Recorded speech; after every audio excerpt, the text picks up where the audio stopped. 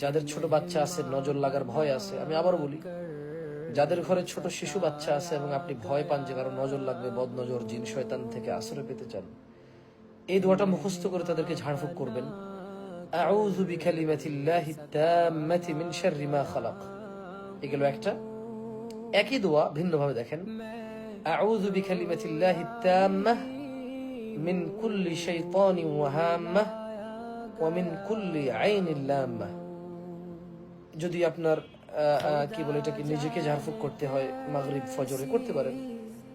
আর specific একজনকে যদি করেন সেক্ষেত্রে উঈযুকা, আবার বলি উঈযুকা মানে আল্লাহর কাছে আমি আশ্রয় চাই তোমার জন্য, যেহেতু আপনি ওকে ঝাড়ফুঁক করতেছেন। উঈযুকা বিকালিমাতিল্লাহি তাম্মাহ মিন কুল্লি শাইতানিন ওয়া হাম্মাহ ওয়া মিন কুল্লি আইনিন লাম্মাহ, অথবা আউযু বিকালিমাতিল্লাহি তাম্মাতি মিন শাররি মা খালাক। বিশেষ করে নজর, বদনজর, কুনজর, জিন, শয়তান এবং নিরাপত্তার জন্য যদি আপনারা আল্লাহর কাছে আশ্রয় চান সেই ক্ষেত্রে এটা পড়তে পারেন। আমি আবারও পড়ে দিচ্ছি, আপনারা মুখস্থ করতে পারেন। আউযু বিকালিমাতিল্লাহি তাম্মাতি মিন শাররি মা খালাক, এটা একটা কমপ্লিট।